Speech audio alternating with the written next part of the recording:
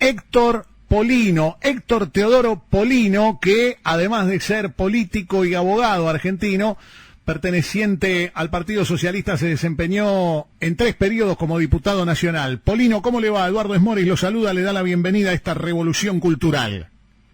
Buenas tardes, muy bien, gracias. ¿Cómo está usted? Muy bien, tratando de ilustrarnos y de cómo podemos hacer, ¿no?, para que nos respeten como consumidores.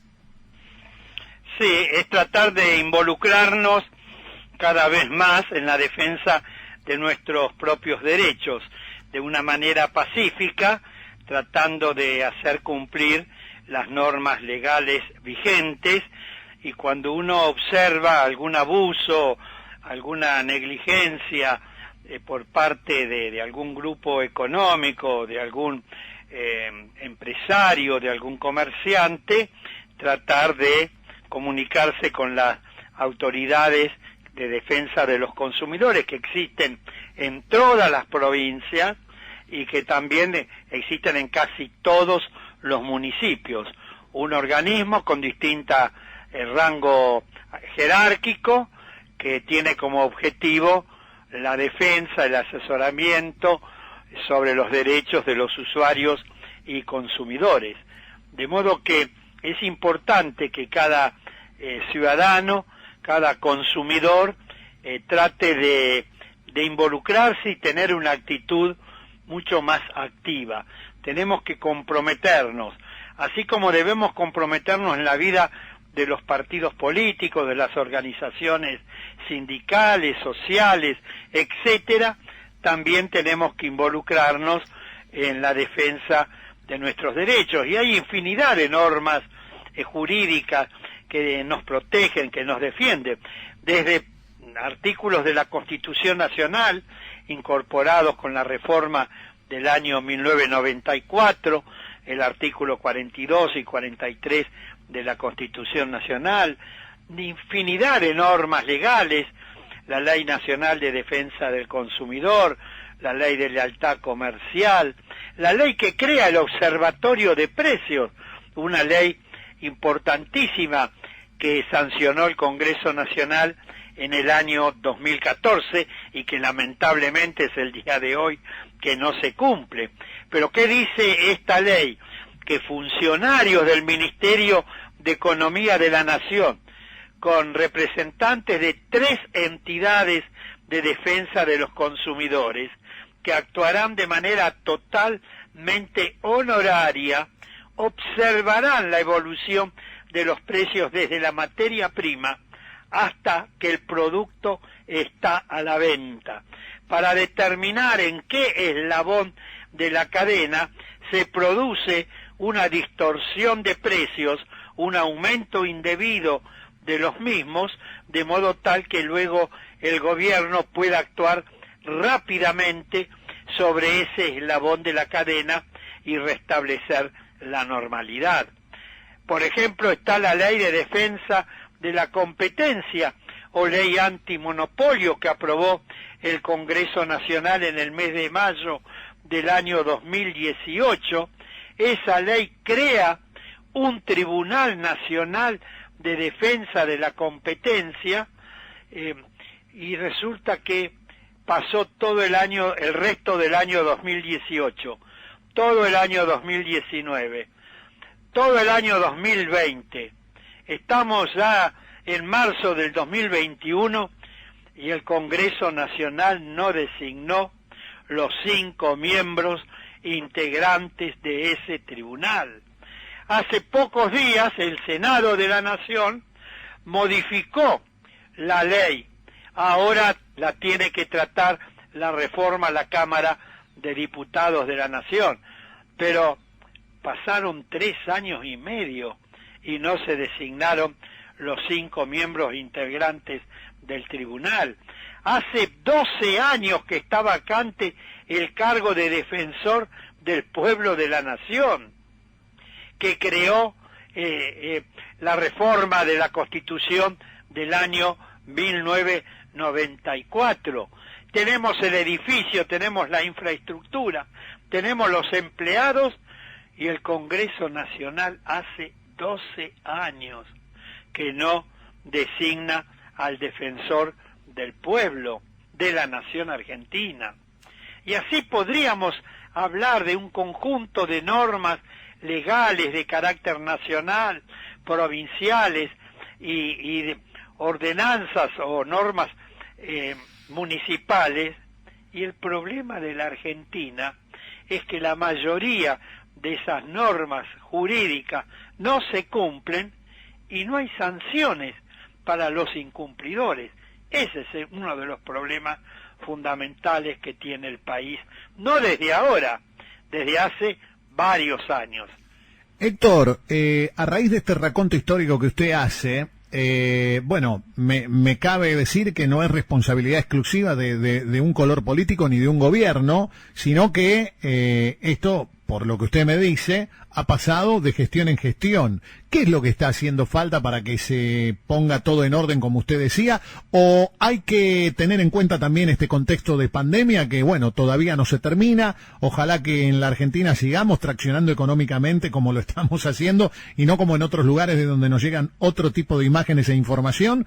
Eso lo podríamos analizar, pero digo, ¿qué es lo que está haciendo falta para que todo esto que usted acaba de contar se pueda poner en práctica nuevamente y nos puedan defender de la mejor manera posible? Voluntad política para cumplir y hacer cumplir las normas legales vigentes.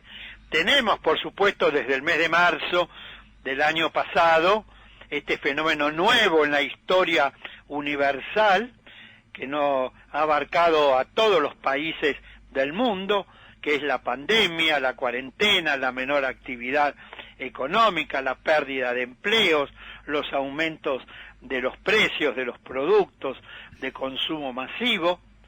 Pero este es un fenómeno que arrancó el 20 de marzo del año pasado, pero la Argentina desde hace ya, por ejemplo, varios años, conquistó y consolidó el tercer lugar en el mundo por el índice inflacionario que tiene, solamente superado por dos países que tienen un mayor grado de inflación que la Argentina. ¿Y qué es lo que pasa en la Argentina? Que no cumplimos las normas legales vigentes. ¿Cómo puede ser que existan en el mundo muchísimos países que tienen una inflación negativa? Es decir, que en lugar de aumentar los precios, disminuyen. Por ejemplo, en el año 2020, Japón tuvo una inflación menos 1,2%, Irlanda menos 1%, Suiza menos 0,8%, Hong Kong menos 0,3%, China menos 0,3%, Singapur tuvo 0%, Italia 0,2% de inflación, prácticamente nada. Finlandia 0,2%, Portugal 0,3%, Suecia 0,5%, España 0,6%, Francia 0,6%, Inglaterra 0,6%, Corea del Sur 0,6%, Canadá 0,7%, Australia 0,9%, Alemania 1%, Estados Unidos 1,4%, Nueva Zelanda 1,4%, Indonesia 1,6%, Polonia 2,4%. La Argentina hemos tenido un 36% de inflación el año 2020.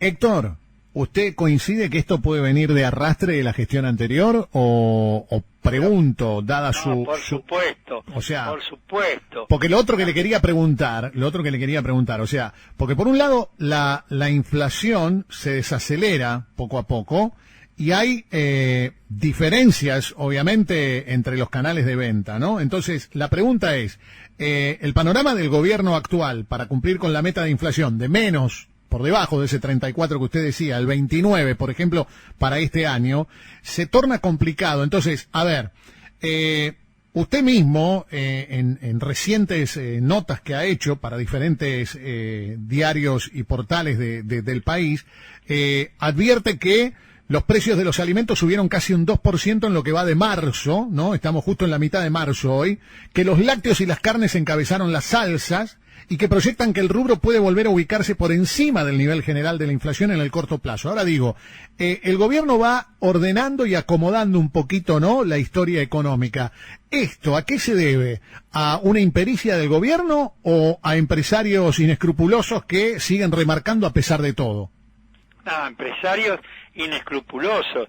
Este tema no comenzó con el gobierno actual, viene ya con gobiernos anteriores. Mire, en Argentina hay una inercia inflacionaria, por las dudas se va aumentando los precios, prácticamente se ha dolarizado la economía, lo que es un verdadero disparate, porque en todo caso tendría que incidir la variación del tipo de cambio en aquellos productos que son importados. Correcto. O en aquellos productos de fabricación o producción nacional que tienen algún componente importado, y en la medida que ese componente importado incide en la estructura de costos, pero no luego en el 100% del precio final del producto. Además, el importador toma el dólar al valor oficial, luego pretende colocar el producto en el mercado interno al valor del dólar blue, con lo cual tiene luego una ganancia extra muy grande. Entonces, ese es el problema de la Argentina.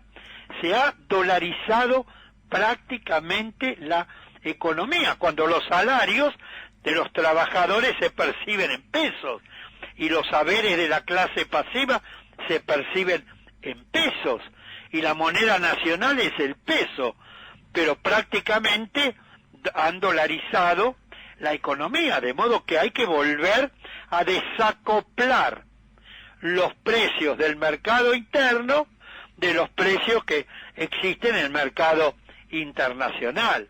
Por ejemplo, el 50% aproximadamente de la carne vacuna que se produce en la Argentina se exporta. Ahora, pretenden colocar el 50% en el mercado interno al valor de como si estuviéramos en Alemania, en los Estados Unidos de Norteamérica, en China, en Israel o en los Países Bajos. Hay que desacoplar los precios del mercado interno del mercado internacional. Bueno, es toda una política que hay que ir modificando. Sé que eso no se puede hacer de un día para otro, sé de las dificultades que existen en el especialísimo momento sanitario que vive el mundo y la Argentina, pero tenemos que comenzar a recorrer ese camino, haciendo cumplir las normas legales vigentes. No puede ser que empresas extranjeras tengan en sus países de origen márgenes de rentabilidad del 1,5, del 2, del 3%, y en la Argentina pretendan tener el 35, el 40, el 50%. Hoy 28 grandes empresas, todas de capital extranjero, concentran el 70% de la producción de los productos de la canasta básica de alimentos y artículos de limpieza. Hay que controlar a esas 28 grandes empresas. Hoy 5 grandes cadenas de supermercados, de las cuales 4 incluso son de capital extranjero, concentran aproximadamente el 65% de las ventas en el país. Bueno, hay que controlar a esos 5 grandes cadenas de supermercados, porque el almacén, la verdulería, la carnicería o la panadería del barrio no son formadores de precios. Pueden cometer algún abuso, pero no son los formadores. Los formadores y deformadores de precios son los grandes grupos económicos, en su inmensa mayoría incluso de capital extranjero. Héctor, la verdad que para mí es un placer estar dialogando con usted. Para algún distraído, permítame que le haga un poquito de historia. Este señor con quien estamos hablando, digo, por si no lo saben, se codeaba ni más ni menos que con Alicia Moró de Justo, por ejemplo, ¿no? En aquella Confederación Socialista Argentina. Ahora, allá por el año 92, usted, Héctor, creó la agrupación Consumidores Libres. Y usted lleva a cabo, bueno, de hecho nos lo está contando, relevamientos de calidad y precios diversos, de diversos productos, y no sé si lo sigue haciendo aún hoy, corríjame si me equivoco. No, sí, lo seguimos haciendo. ¿Cada 15 días hace el relevamiento? Cada 15 días hacemos el relevamiento de precios de una canasta básica de alimentos en supermercados de la ciudad de Buenos Aires. Fíjese usted, le voy a dar un dato para ver, para demostrar cómo viene trabajando Consumidores Libres. Desde hace 25 años, sí, cada 15 días, la entidad tiene 29 años, ajá, pero desde hace 25 años, cada 15 días, venimos haciendo un relevamiento de precios de productos de la canasta de alimentos en supermercados y negocios barriales de la ciudad de Buenos Aires. También hacemos relevamientos de precios de medicamentos, de artículos y útiles escolares, productos con motivo de Pascua, productos con motivo de la fiesta de Navidad y Año Nuevo, con motivo de las fiestas de Reyes, etcétera. Ahora, fíjese usted, el relevamiento de precios de el mes de febrero, que lo terminamos el 16 de febrero de este año, nos dio un 4,39% de aumento de una canasta de productos de almacén, fruta y verdura, carne vacuna, etcétera. 4,39. Dimos a conocer este relevamiento el 17 de febrero. Ahora, hace pocos días, el INDEC, la Dirección de Estadísticas y Censos de la Ciudad de Buenos Aires, informó que los alimentos subieron en el mes de febrero 4,4%. Fíjese usted, Consumidores Libres 4,39%. Relevamientos hechos por gente voluntaria, que lo hace de buena voluntad, que trabaja en la entidad. Y al organismo oficial de la ciudad de Buenos Aires dio casi exactamente igual, 4,4, y a nosotros 4,39, es decir, exactamente igual. Esto le está indicando la metodología seria, responsable, con la cual Consumidores Libres viene trabajando desde hace tantos años, ¿no? Héctor, ¿cómo se sale, me preguntan algunos oyentes, de esta encerrona que usted comentaba recién, ¿no? El empresario, esas cadenas, los formadores de precios, la dolarización, bueno, también los nuestros, ¿no? Digamos la verdad, Héctor, o sea, aquel que bueno, obviamente la empresa extranjera que quiere buscar mayor rentabilidad que en su país me parece un despropósito, pero digo, también está el argentino que aumenta por las dudas y que cuando lo quiere vender lo pone al precio dólar blue, o sea que mucho de argentino no tiene. Exactamente. Mire, nosotros en épocas normales convocamos a boicot para la compra de determinados productos o determinados supermercados que aumentaban y tuvieron un éxito enorme. Ahora, en momentos de especialísimos que vive el mundo y la Argentina, de pandemia, con todas las dificultades que existen para trasladarse de un lugar a otro, que la gente tiene que cuidarse, tiene que salir lo menos posible, caminar. Bueno, no podemos convocar a este tipo de acción que se lleva a cabo también en distintos países del mundo con muchísimo éxito. La gente tiene que tener una actitud más activa, involucrándose más, y cuando ve aumentos indebidos de precios, tratar de hacer la denuncia al organismo municipal o de la provincia competente en esta materia. Por ejemplo, la Secretaría de Comercio Interior de la Nación tiene un número de telefónico de una línea gratuita, un 0800 444 3346, para comunicar cuando se encuentra un aumento abusivo de precio, por WhatsApp al 36 24 74 73 46 y hacer la denuncia. Ahí donde ustedes están tendría que haber, seguramente hay en la provincia y en el municipio, algún organismo con distinto rango jurídico, jerárquico, dedicado al tema de los consumidores. Tratar de involucrarnos cada vez más y denunciar para que tomen cartas en el asunto, para que labren las actas correspondientes, si corresponden establezcan las multas que las normas legales establecen, de modo que no hay otra que no comprar determinados productos que han aumentado abusivamente, ¿no? Y hacer una especie de boicot a ese determinado producto de la manera que puedan hacerlo en las circunstancias actuales. No hay otra que intervengan las autoridades públicas competentes y que cada uno de nosotros, de manera pacífica pero activa, tomemos un rol mucho más importante, ¿no? Ahora, Héctor, ¿usted no piensa que de pronto en esta nueva era, bueno, usted vio varias eras, ¿no? Y se lo digo con el mayor de los respetos, porque la verdad para nosotros es un libro abierto. ¿Usted no nota que ahora a través de las redes sociales hay mucha gente que junta coraje, que agita, que son guapos, pero después esto que usted acaba de mencionar no lo llevan a cabo? ¿Se diluye ahí en la red social?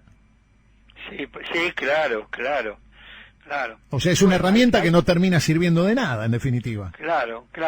Hay que llevar la información al organismo competente dedicado a este tema y seguir de cerca qué actuación hace ese organismo. Si toma cartas en el asunto, si labra un acta, si aplica una multa, si establece una clausura por una determinada cantidad de días, y es la única manera que se va a poner orden en materia de precios en nuestro país. Y además, tratar a través de los medios masivos de comunicación social de difundir estas cuestiones, porque hay muchos medios masivos muy importantes que convocan a economistas que son los representantes de las empresas y que entonces hablan de la macroeconomía y hablan de la carga impositiva y siempre justificando los desbordes en los precios que existen en la economía argentina, tratando de defender la actuación de los empresarios. Usted no va a ver a un empresario en la televisión o en la radio. Convocan a determinados economistas que defienden el punto de vista de los empresarios. Es que son sus clientes, Héctor. Sí, que son sus clientes, claro, que además deben recibir también algún honorario mensual por la tarea que llevan a cabo en los medios masivos de comunicación social, y que entonces van creando toda una idea que, claro, es la carga impositiva. Sí, los impuestos son altos en la Argentina. Yo, cuando fui diputado nacional, traté de que se modifique el impuesto, por ejemplo, el IVA, que es uno de los impuestos más regresivos que existen, porque paga la misma alícuota la persona más rica, más poderosa, que la persona más pobre, más humilde, más necesitada, cuando va a comprar un determinado producto.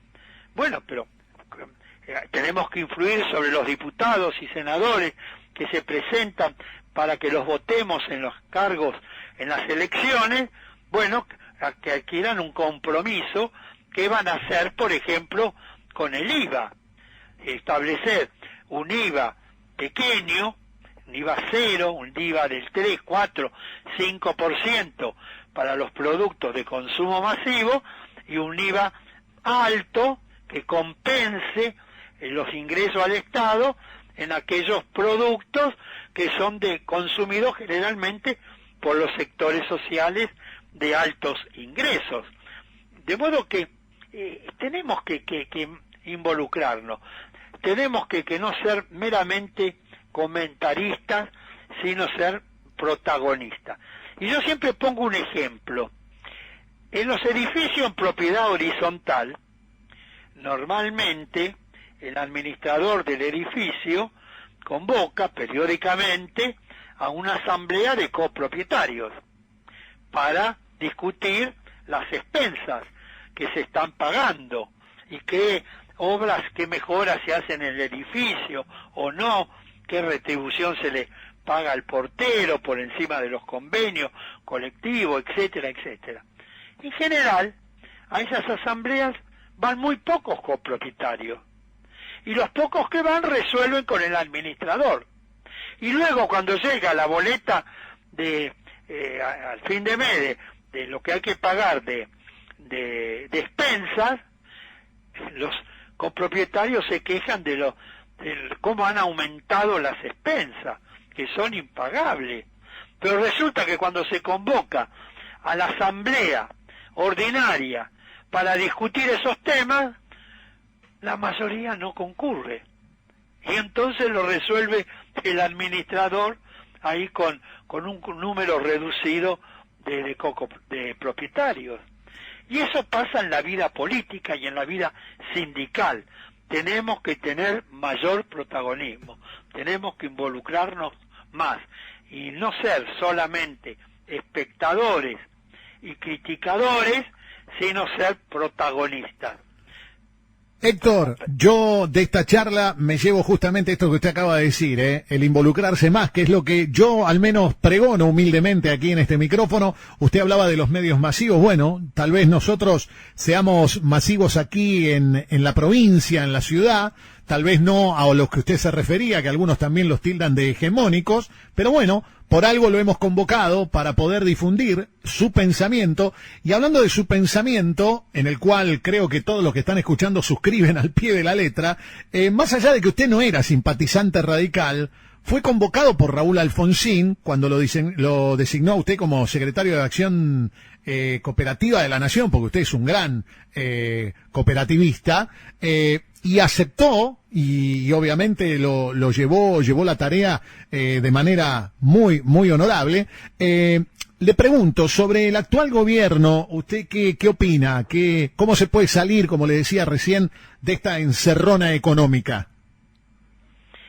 Y enfrentando el momento difícil que se vive, haciendo cumplir, como le señalé antes, las normas legales vigentes. El gobierno convocó, por ejemplo, a una mesa económica y social, ¿no?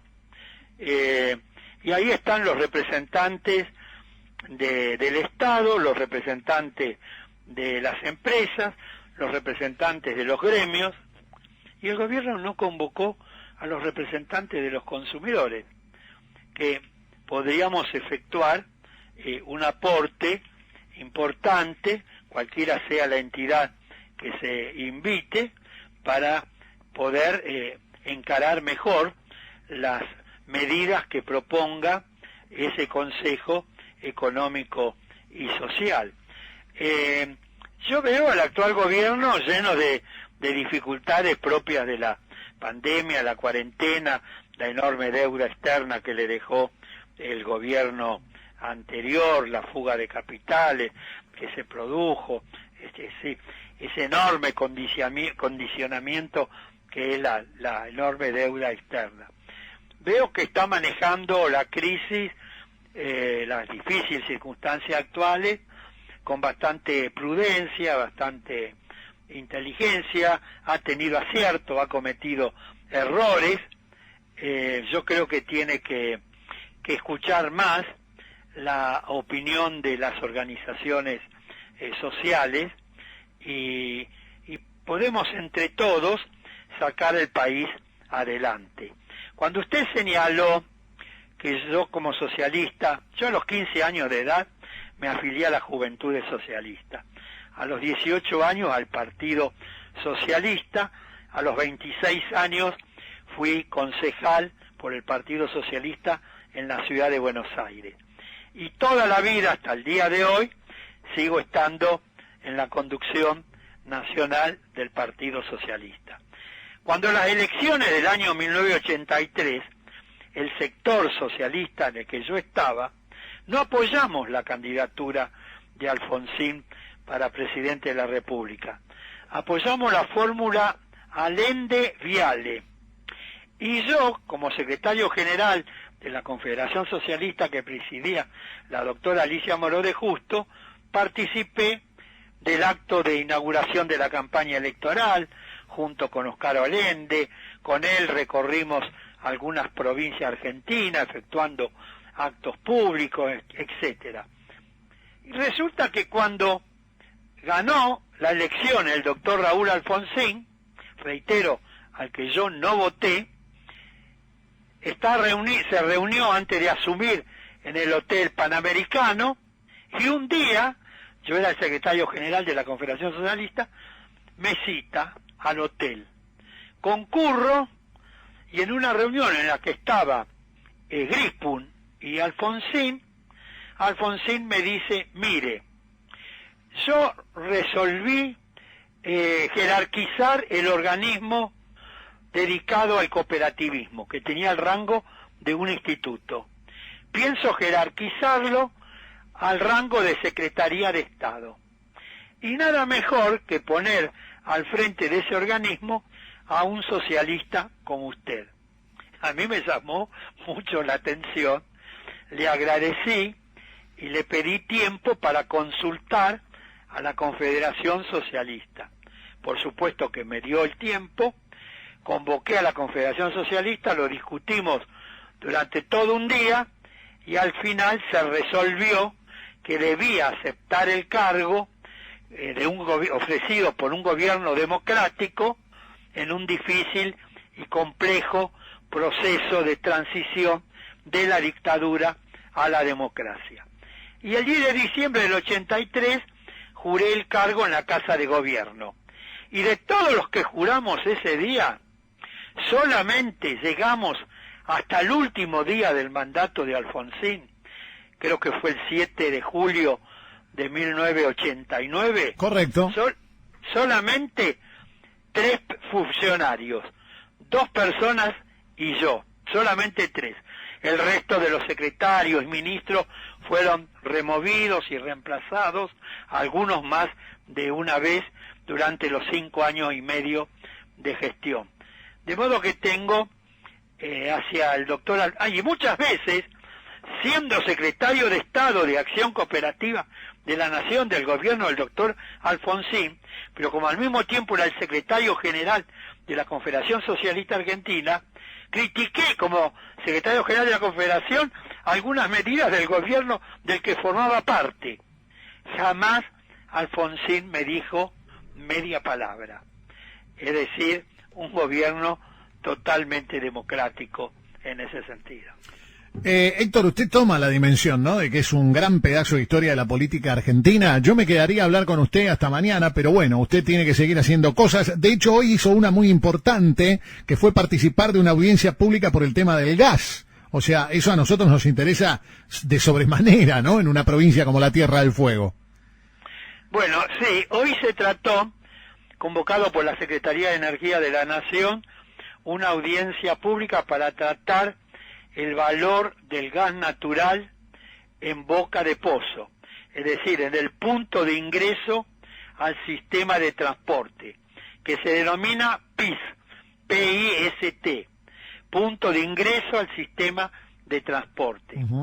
Y mañana, convocado por el ENARGAS, que es el ente de control de las empresas, está convocada otra audiencia pública para tratar el precio del gas de las 2 empresas transportistas o transportadoras del gas natural, Transportadora Gas del Sur y Transportadora Gas del Norte y las 9 empresas que distribuyen el gas natural en todo el país. De modo, 2 audiencias públicas, una hoy para tratar el tema del precio del gas, y mañana otra audiencia pública para tratar el precio del gas de las transportadoras y de las distribuidoras. Y luego la Secretaría de Energía y el Ministerio de Economía y el Poder Ejecutivo resolverán qué porcentaje de aumento y a partir de qué momento va a haber en las tarifas de los usuarios residenciales, comerciales, industriales, etcétera. Fue una audiencia muy importante, muy interesante, se dijeron cosas muy valiosas y en general los que hablamos defendimos los derechos de los usuarios del servicio público y señalamos y argumentamos lo siguiente: en este momento de que ha disminuido tanto la actividad económica, que ha aumentado tanto la pobreza y la indigencia, no se puede aumentar las tarifas del gas a empresas que han tenido y siguen teniendo ganancias escandalosas. Pues además, yo sostuve, argumenté esto, que el aumento en el precio del gas no solo nos va a afectar cuando nos llegue la factura del gas que consumimos en el domicilio. Si vivimos en un domicilio en propiedad horizontal, van a venir más caras las expensas. Cuando vamos al supermercado o al negocio barrial, vamos a pagar más cara el aceite, el arroz, la fruta, las verduras, porque también les aumenta el precio del gas a los comercios y a las industrias.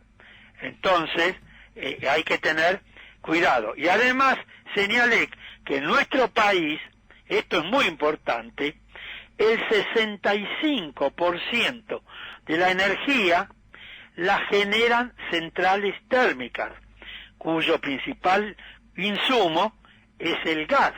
De modo que el aumento en el precio del gas natural luego se va a reflejar en un mayor costo en la energía eléctrica, y también las empresas van a reclamar por este y otros motivos un aumento en las tarifas de la energía eléctrica. Entonces, sostuvimos que no era conveniente en las circunstancias actuales aumentar el valor del gas en boca de pozo. Y yo sostuve un argumento que no pudo ser rebatido. No sabemos realmente cuál es la estructura de costos de la extracción del gas en boca de pozo. Nadie la ha presentado. Entonces se habla de que es $2.85, $2.85, $3.50, $4.20. Pero ¿cuál es la estructura de costo de cada una de las empresas que extraen el gas? Además, el gas se extrae de las entrañas del suelo argentino. Y el gas lo vamos a consumir los argentinos en un momento tan complicado de la vida económica y social del país.